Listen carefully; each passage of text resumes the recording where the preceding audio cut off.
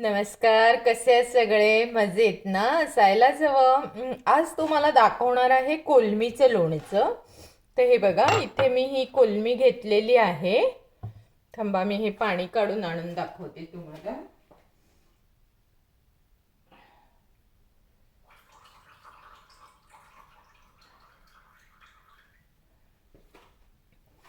ही बघा, ही कोलमी घेतली आहे आणि त्यामध्ये मी हळद आणि लाल मिरचीची पूड टाकली आहे आणि थोडं आता मीठ टाकते.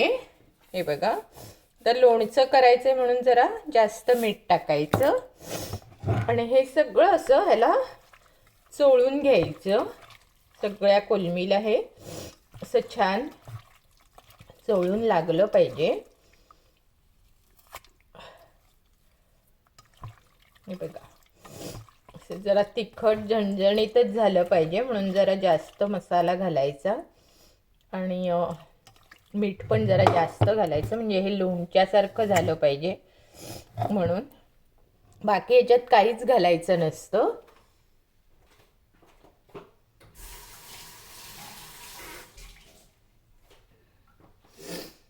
आता इथे मी बघा, हे माझ्याकडे 3 कांदे होते लसणीचे, हे मी सोलून घेतलेले आहेत. हे बघा, हे दिसत आहेत तुम्हाला. आता मी काय करत आहे, ह्याला थोडं थोडं करून असं ठेचून घेत आहे.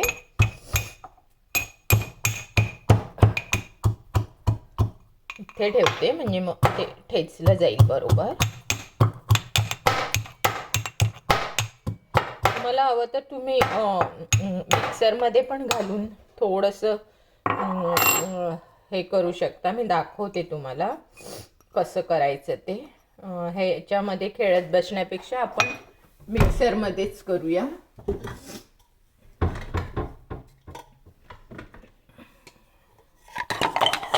हे बघा, हा असा छोटा मिक्सर घ्यायचा. हा जर तुमच्याकडे असा छोटा मिक्सर असेल तर त्याला प्लग इन करा आणि हे भांडं आहे, ह्याच्यामध्ये हे बघा, हे भांडं आहे, ह्याच्यामध्ये ही लसूण टाका.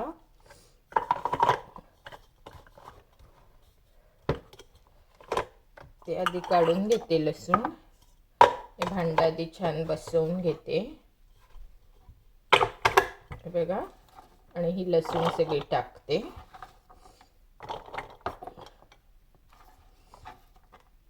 कारण हे 3 कांदे आहेत त्यामुळे आपल्याला खेळत बसावं लागणार नाही.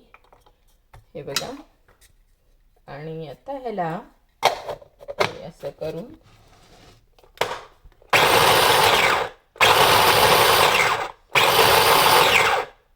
जरा अशी एकदम पीठ नाही करायचं, असं क्रश क्रश झालं पाहिजे. हे लोणच्यात आपल्याला खायला मिळालं पाहिजे म्हणून.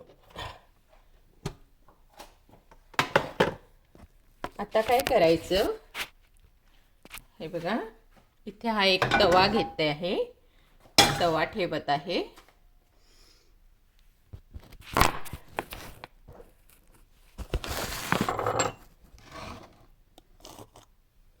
बघा, हा तवा ठेवलेला आहे, त्यावर आता मी हे तेल टाकत आहे.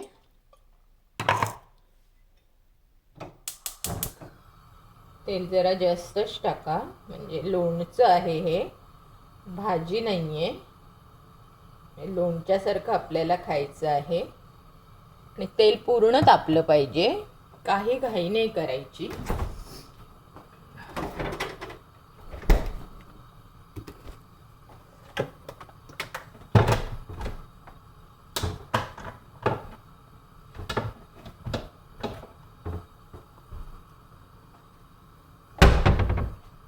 तेल तापेपर्यंत आपण वाट पाहत आहोत.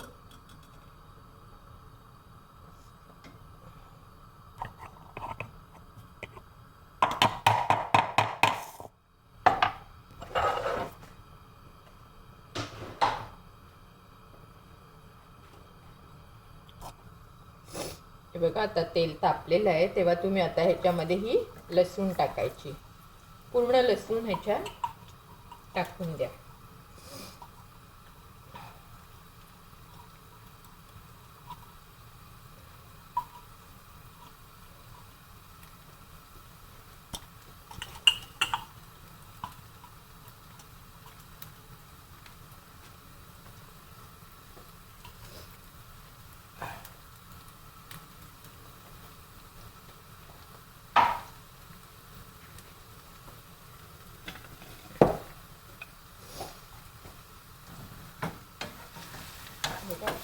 ही लसूण एकदम लालसर झाली पाहिजे.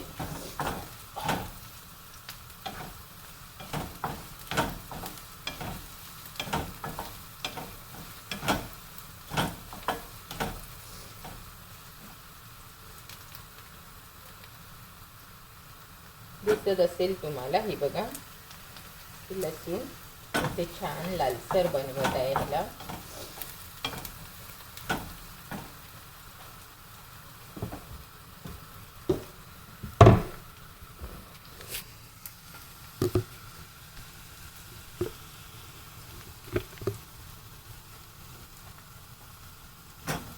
बघा आता तुम्हाला दिसते. थोडं पाठी जाऊ का? हां, आता दिसत असेल बघा.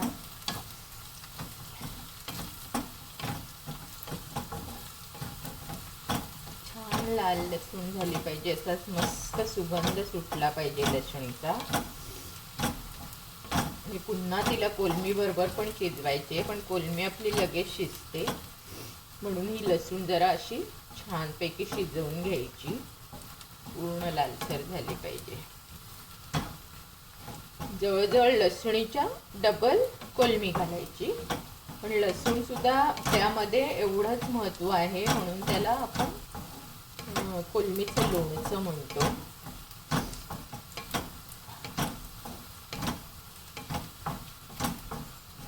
बघा आता हे अख्खं मी हे जे मगाशी तुम्हाला दाखवलं, ही बघा ही लसूण कोलमी ही आता याच्यात घालायची आहे. जराही पाणी नाही घालायचं.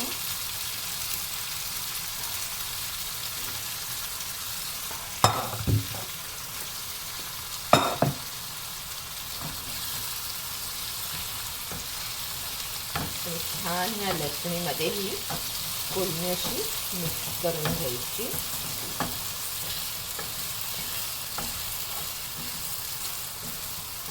आणि या लोणच्याला तुम्ही जरा बारीक कोलमीच घ्या, मोठ्या कोलमीला एवढी चव नाही आहे, पण जर कोलमी बारीक असेल तर छान चव लागते त्याला.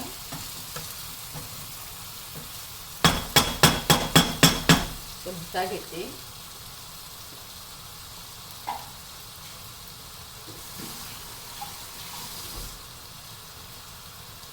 चमच्याने छान ढवळता येईल.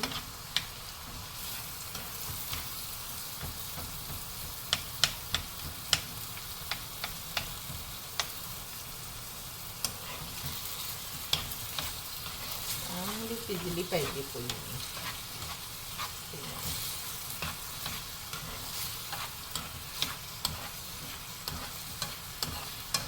छान लोणचं होतं.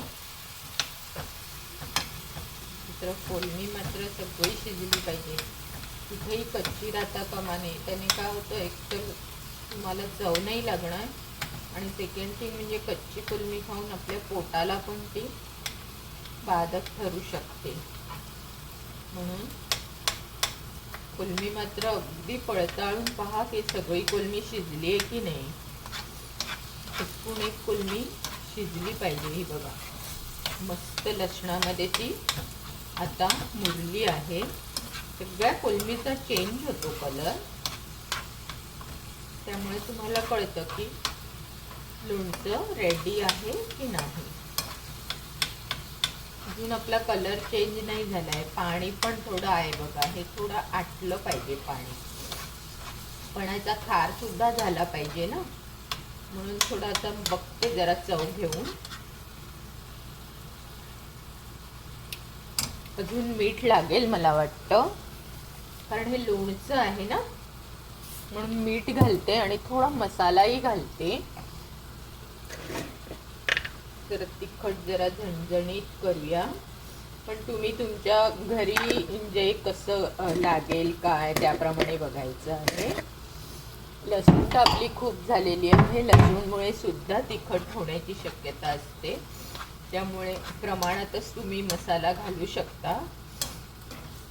आता हे बघा, हे कोलमीला बरंच पाणी सुटलंय, तर हे तुम्हाला पूर्णपणे आटवायचं आहे.